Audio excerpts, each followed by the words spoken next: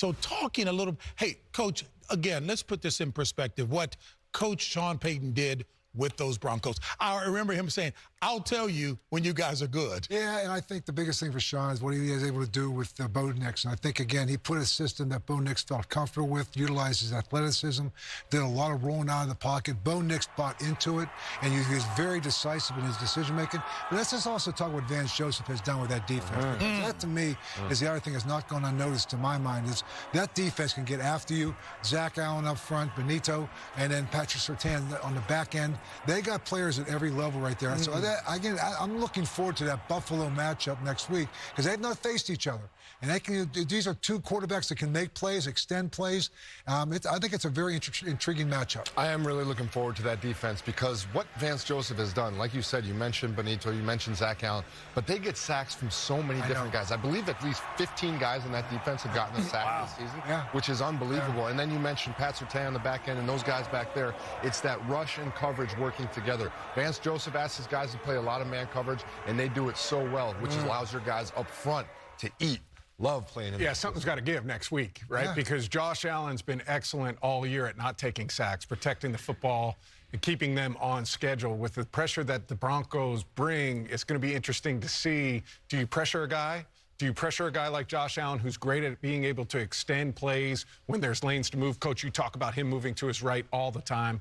The other thing is... Has a good offensive line also. Very good offensive line, right? And so the other thing is, with all that man-to-man, tight man-to-man coverage, are guys going to be able to hold up long enough against a guy like Josh Allen who loves to extend those plays? It's going to be an interesting matchup. Yeah, and we look at this version of Josh Allen. You know, he's very mature. He has discernment on when to take off and leave the pocket, when to fight for that first down, and when to give up on the play, most importantly. I think for a long time, Josh struggled with that because it's the gift and the curse of being extremely gifted athletically. He knows that at any moment I could put the cape on and score a touchdown if I need to. But early on in his career, he would extend the play just a little bit too long, and that ball would get loose. There'd be some ill-advised decisions with the ball, turnovers and interceptions. But I think what he's done this year is understood that, you know what, it's okay to punt the ball. It's okay to flip the field and play the field position game and have my defense step up. On the flip side, I'll talk about that Broncos offense. I have to give a shout-out to Courtland Sutton. Yeah. He's been there as a veteran wide receiver. He's seen the turnaround. Coaching staffs, the executive level.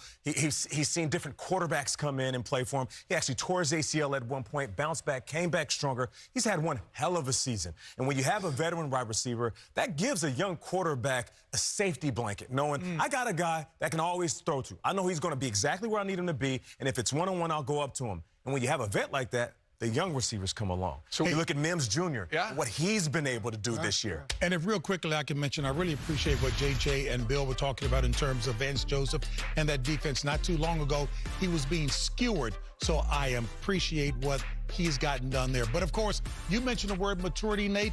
Look at what young Bo Nix did. Impressive numbers that Matt certainly can talk about all season long. But let's, after the game, listen to the conversation between our Tracy Wolfson and Bo Nix. What an incredible day. First time the Broncos are in the playoffs since 2015, and you're the first rookie quarterback to take them back there since John Elway.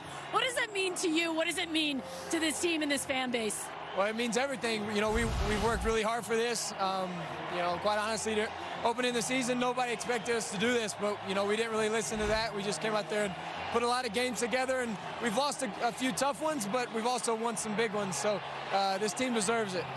89.7% completion percentage. You're almost perfect in that first half. How well are you seeing the field right now as you guys head to Buffalo? Well, I saw it well today, but I'm kicking myself for not being 100.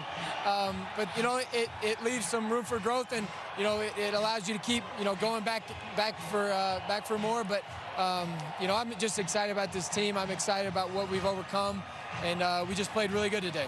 You guys got it done on both sides of the ball. Now you're headed to Buffalo. Your early thoughts on that one and facing a tough team with Josh Allen? Yeah, well, they're a really good football team. They've won a lot of games this year. Josh is obviously a really good player. You know, he's had a really good season. But, you know, we're excited about the opportunity. And, you know, it's playoff football time. Thanks a lot. Congratulations. Enjoy this. Thanks. Go Broncos. I can't help but think the amount of time that he spent in college and all of the experience that he had, the number of games that he played in, didn't help him for this season, right? And kind of riding the highs and the lows, having to transfer, go to a new place, do all of those things. I think that really helped him in terms of his rookie season. His ability to move is probably as good as anybody else, right? We talk about Jayden Daniels, what he does running the football, getting outside the pocket. Bo Nix is extremely athletic. His efficiency passing, the completion percentage, we talked about only 3 incompletions today. It's outstanding from a young player. They're going to need that from him, right? He's going in now to playing the very best of the best in the AFC against Buffalo in Buffalo. He's going to need to be really, really solid when they go up there to Buffalo. But I think he can do it. You never know. And I'll add to that, he's a great example of what a guy needs to do when the criticism comes, which is muting all of the noise. And I have to be honest, like, I might have been one of the guys up here early on in the season saying their passing game doesn't scare me. I'm not sure the Broncos have enough in the air to beat teams down the line. And I was wrong. But what he did, he didn't listen to me. He didn't listen to people that will criticize him. You have to hyper-focus on the voices that matter. You listen to your head coach. You listen to your team, because every single week, the guys were saying, Bo's our dude. We're good. We're good to go. And that young man, week after week, not only understood the system, like Matt is saying, from what he did in college, being able to adapt to different game plans as he changed places, but he also learned how to lean on his own skill set. So once he improved in the passing game, he was like, oh, let me remind you that I'm also a superb athlete, and I can be a dominant runner with the football when I leave the pocket. And then all of a sudden, midway through the season, he combines the two. Let me use my legs to expand these plays and watch these explosive passes start to happen when my wide receivers are running on scramble drills. That's part of their game plan now, which is why this team is really confident on offense. And I think you look at the 2 quarterbacks that are in the playoffs, Jayden Daniels and Bo Nix, 5-year guys in college. Yep. Their maturity level's up there to the point where it's not too big for them.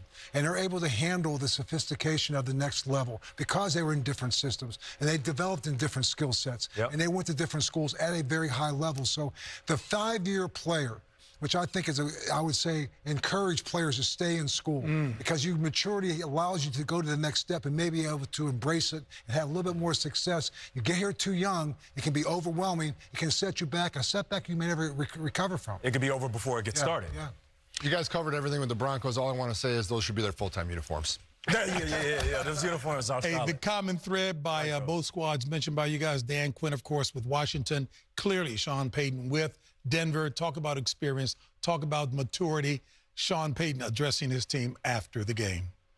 It's pretty amazing when the right group of people come together. And I want to say one thing that's real important. Don't you ever forget it. Young and hungry is dangerous.